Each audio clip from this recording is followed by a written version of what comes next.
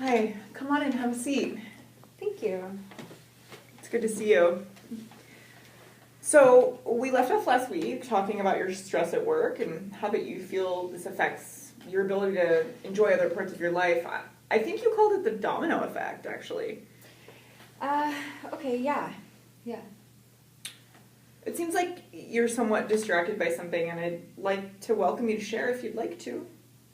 Well, okay. I know that this shouldn't be bothering me as much as it is, but I just had this big talk with my husband before I came in about whether or not I should keep coming to therapy, and I guess I just don't know. Okay. Well, those thoughts are completely natural in the course of us working together. I mean, therapy brings up a lot of feelings that may have gone dormant for a while, but I'd like to hear any of your concerns.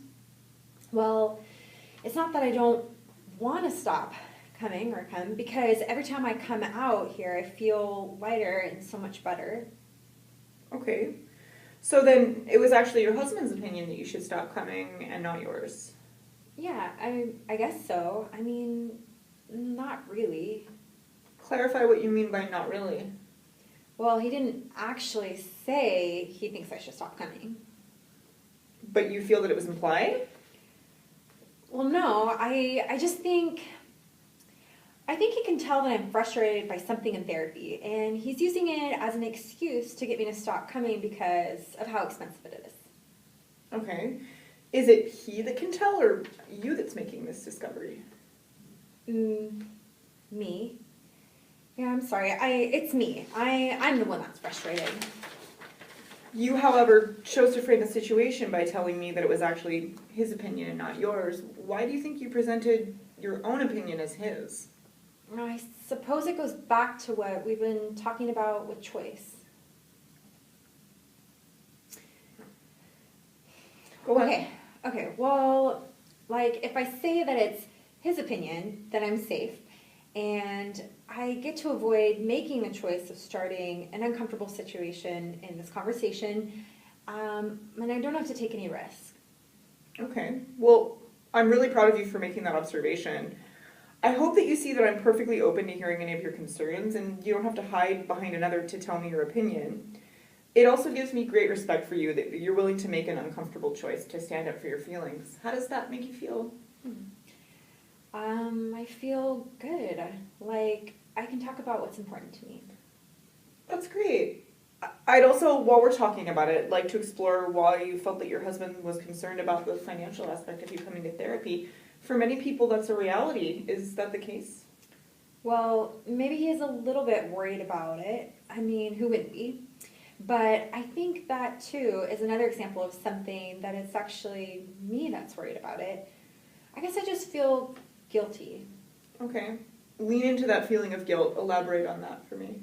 Well, I feel guilty because I'm not the primary breadwinner. I mean, I bring in a little here and there, but it's not anything much. My primary job is just the kids and the house, and I just feel like that's not as important as making money. Okay. Well, I respect how just now you own that feeling and you didn't present it as one of your husband's. At the beginning of our sessions, you used to say that you didn't think he thought of your role as valuable as his, but you've since taken ownership of that. Right. Well, because I realized that I was projecting my feelings onto him, and that just wasn't fair. Has your husband ever stated that these sessions are placing too much of a financial burden on the household? No, he's never said that. Okay, well, I just want to get to the bottom of this. Has he implied it in some way? Well, no, it really hasn't come up. I guess I'm just the one that feels guilty about it, because I just don't believe that I deserve something so expensive. And you generally feel that he's supportive of you coming to therapy. Do you remember what you told me about something last week about what your husband did for you? What was that thing? Well, he arranged to come home early twice a week so that I could come here on time without rushing. And he actually had dinner ready for me when I came home. Okay. So, taking all of that into account, tell me again about your conversation with your husband before you came in today. Well, he was asking me about how it was going. I guess what kind of things we talked about in here. And what did you tell him? Well, I told him that I like coming, that I feel like it's time where I get to just have to myself and not have to worry about how I'm affecting others. And I guess I just felt guilty about saying that. Like, it was a slap in the face to the life we've made together. So I just started talking about the financial stuff to distract him. Okay, but in reality... Well, I suppose that in reality, I'm the one that's worried about all that. Okay, and why do you think he was asking you about how therapy's going? Because he cares about me? And when you feel like you're the center of attention... Well, I feel uncomfortable and try to make it about other people. Okay, but what's really going on? I guess they're just expressing that they care.